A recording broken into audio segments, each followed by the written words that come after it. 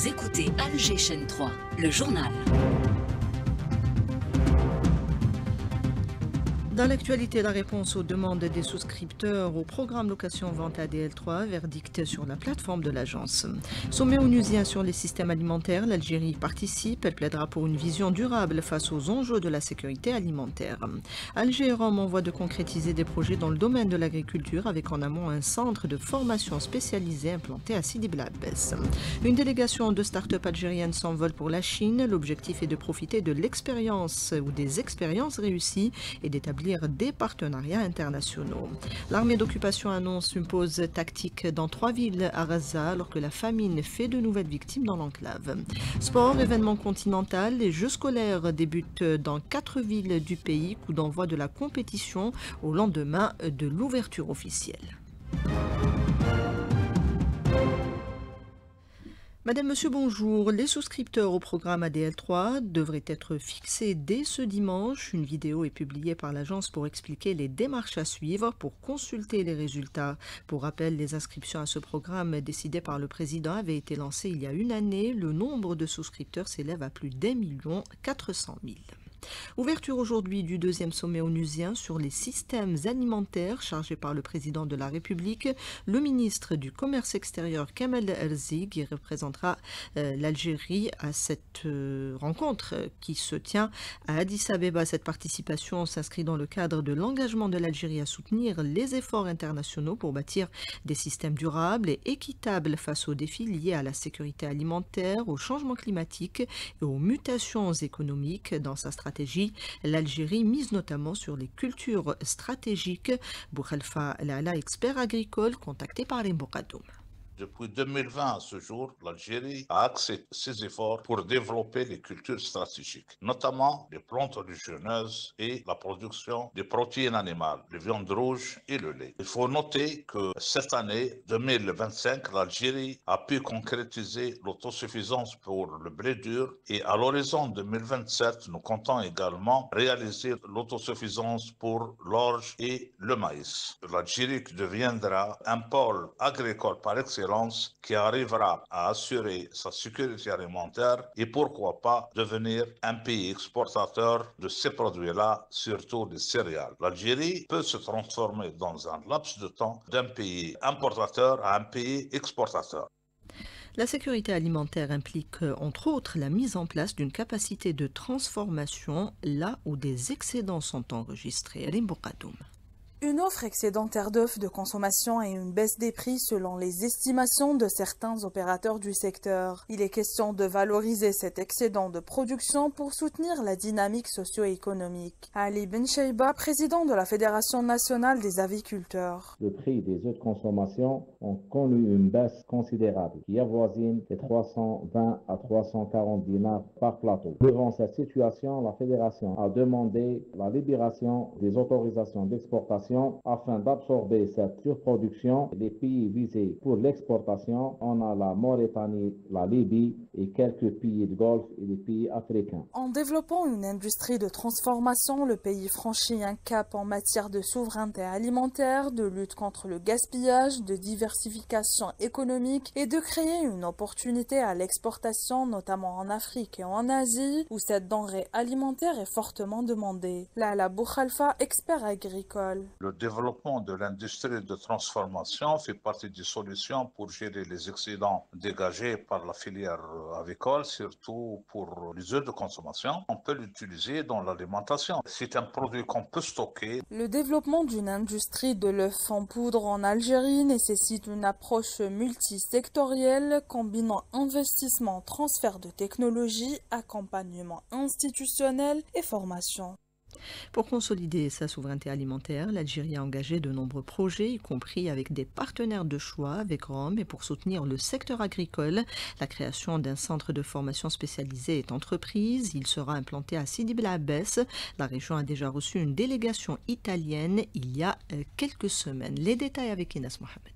Ce projet se veut un pont de savoir-faire entre l'Algérie et l'Italie dans un secteur vital pour les deux pays. Il devrait permettre la mise en place de programmes conjoints d'ateliers pratiques ainsi que d'un encadrement mutuel en matière de recherche tout en facilitant les échanges d'étudiants et de chercheurs, explique le recteur de l'université, Bouziane Yemrah. La wilaya de la Besse dispose d'un potentiel économique très divers tel que l'arboriculture, la céréaculture, l'oléiculture, l'agro-industrie, etc. Un emplacement stratégique et avantageux pour l'implantation d'un centre d'innovation et de recherche dans le domaine de l'agriculture en collaboration avec l'État italien. Ce centre est spécialisé dans le domaine de la recherche et d'innovation pour le développement et la recherche appliquée collaborative entre les pays africains dans des domaines ayant un impact sur le développement de la productivité agricole et de la préservation des ressources naturelles et des technologies agricoles. Un programme de formation de qualité est également prévu, ajoute le recteur. Les programmes de recherche, innovation et de formation cibleront les sujets d'actualité, politique agricole, adaptation au changement climatique, agrobusiness et entrepreneuriat, irrigation agricole, l'agriculture familiale. L'Institut des sciences agronomiques va contribuer dans la création de ce centre à travers les compétences et aussi les moyens dont il dispose actuellement. De Sidi Blabès, Inès Mohamed pour Alger Chaîne 3.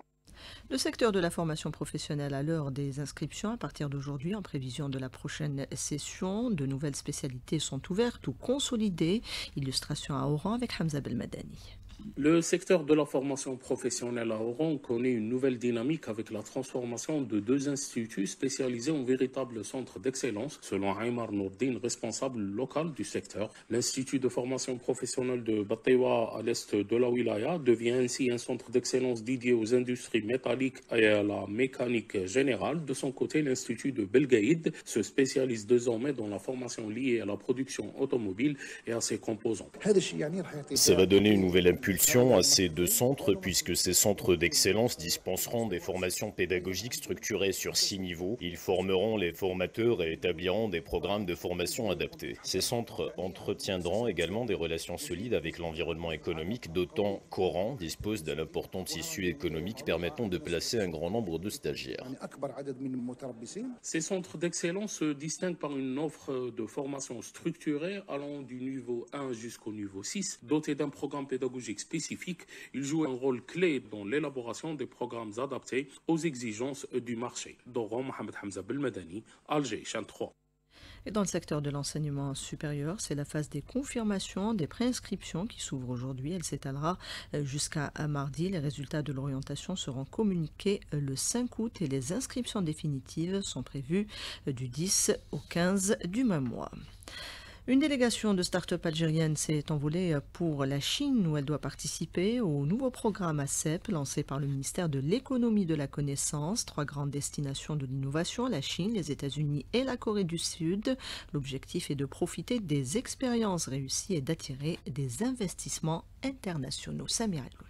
Des initiatives qui encouragent les jeunes start-upers algériens à redoubler d'efforts pour trouver différentes solutions en se basant sur de nouvelles expériences vécues au sein de pôles d'innovation étrangers, à l'apprentissage et un échange d'expériences dans des écosystèmes différents pour rester au diapason des nouveautés, des techniques et technologies utilisées. Rabia Brixi, fondateur de Corpo Smart Algérie. J'ai le plaisir de vous faire part de mon enchantement de faire partie de la 5e cohorte destinée à la Chine, une cohorte constituée d'une trentaine de start-up représentatives de l'écosystème des startups algériennes. Franchement, c'est une initiative qui nous ouvre un petit peu des perspectives de rencontres, d'échanges très constructifs. Une immersion dans des écosystèmes technologiques et innovants étrangers permet une perspective renouvelée sur les dynamiques liées à l'innovation, les pratiques entrepreneuriales, soit comment mieux comprendre les problématiques pour développer des solutions optimales, quel que soit le domaine ou la spécialité. Ahmed Rami Mabrouk, fondateur de la start-up Nelocycli. La start-up Nelocycli participe au programme ACEP à la ville de Séoul en Corée. Cette expérience est une expérience unique. Ce sont différents challenges auxquels s'adressent les startups locales, mais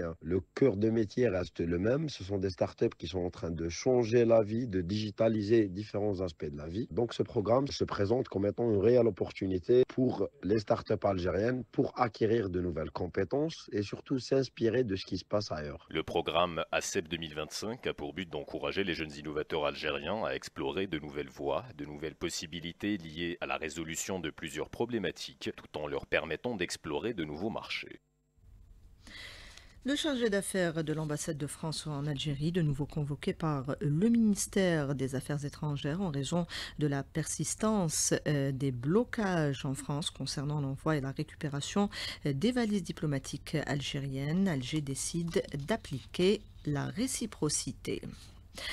Un bulletin météo spécial vient d'être émis pour ce dimanche et lundi. Il annonce des pics de chaleur à Adrar En Salah et Borj Beji Mokhtar, une augmentation des températures également à l'est du pays. Nous aurons plus de détails à la fin de ce journal. Des camions chargés d'aide se préparent à traverser ce dimanche la frontière depuis l'Égypte vers l'enclave palestinienne assiégée, affamée, où l'occupant israélien a déclaré une pause des combats quotidiens une pause quotidienne des combats à des fins humanitaires dans plusieurs secteurs. Les camions n'entrent pas directement dans la bande de Gaza, où le poste frontière de Rafah est fermé depuis plus d'une année. Ils devront avant cela parcourir quelques kilomètres jusqu'au point de passage de Karam Abou Salem pour y être inspectés. Depuis la ville de Deir el-Balah, le journaliste Rami Abou Jamous répond à Rabia Slimani. Il faut comprendre pourquoi c'est maintenant. On est le 27, début de vacances de Knesset, donc il n'y aura pas de chute de gouvernement, Netanyahou il sera bien. Et à force d'avoir beaucoup de pression de la part de l'Occident sur Netanyahou et son gouvernement, surtout pour la famine, pas pour arrêter la guerre, mais ils ont pris cette décision de faire entrer de l'aide humanitaire. Pour le moment, l'aide humanitaire que vous êtes en train de le voir, c'est depuis l'Égypte, c'est-à-dire c'est le Croissant Rouge égyptien qui est en train de préparer les camions pour les faire entrer. On ne sait pas encore comment ça va être la procédure. On ne sait pas aussi c'est où la fin de ces cargaisons, c'est-à-dire ça va finir chez le MORA, le Croissant Rouge palestinien, des ONG internationales, des ONG locales, on ne sait pas encore.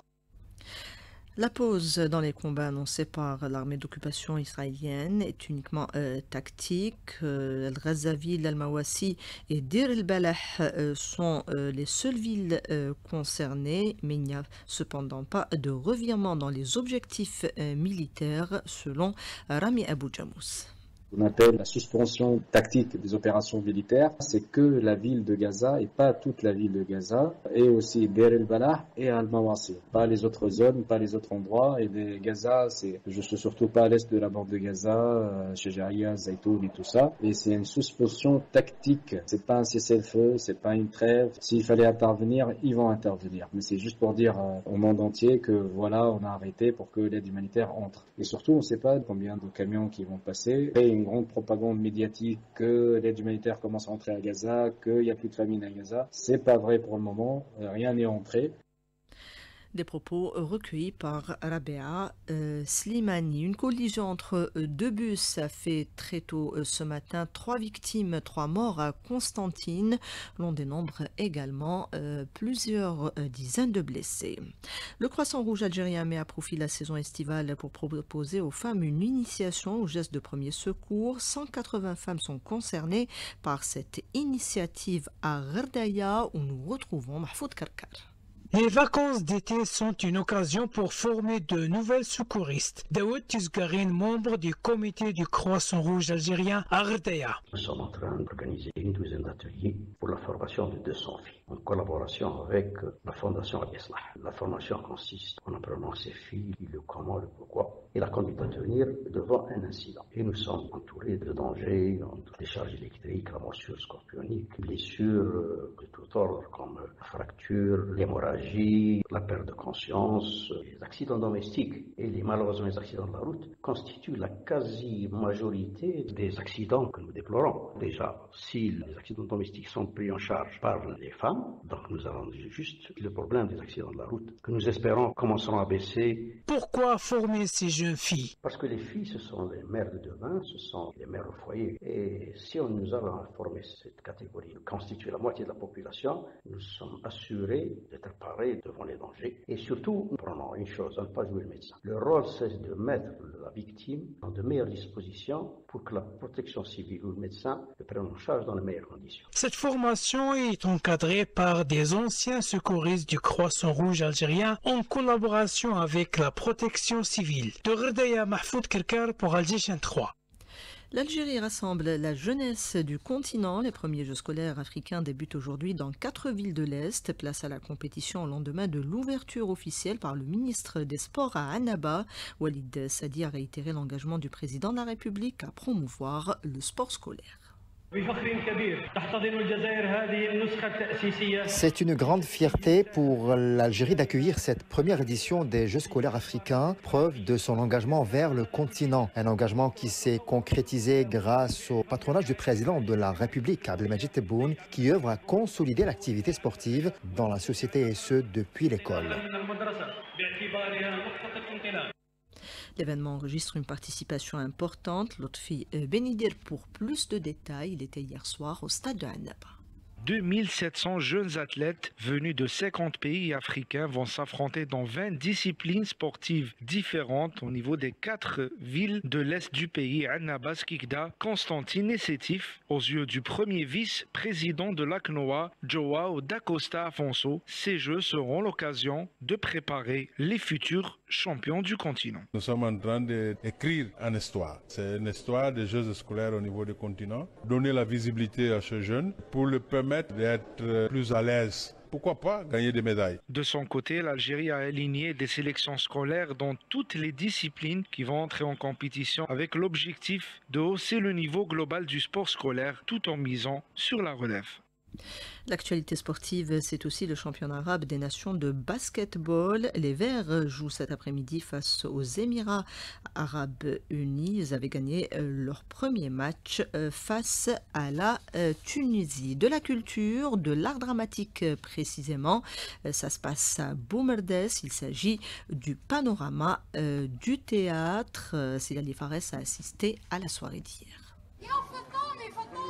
La pièce de théâtre Shipka, Grand Prix du 55e Festival national du théâtre amateur de Mostaganem. Le trio de comédiens qui a occupé tous les espaces de la scène ont supporté la densité du texte, empreinte de quelques situations comiques et burlesques. Une mise en scène signée Abdelghani Chentouf sur un texte d'Ali Tamert. Le comédien Yassine Bendia nous donne plus de détails sur la pièce. Shipka, ça reste toujours une histoire de société algérienne qui traite beaucoup d'histoires, histoires d'amour, avec des situations comiques vécues au quotidien algérien. Vous avez présenté cette pièce dans une place, la place 5 juillet de Boumerdès. Premièrement, c'est un défi de jouer ce spectacle en plein air avec un autre public, un public un peu différent à le public théâtral. Un public familial nombreux pour apprécier la pièce Shipka. عجبتني واني حاب دائما يديروا هذه التظاهرات باش الناس تثقف في المسرح. داروا لومبيونس هايله. صافي لونطون ما عندنا بزاف الصوالح كيما هذو. في التسعينات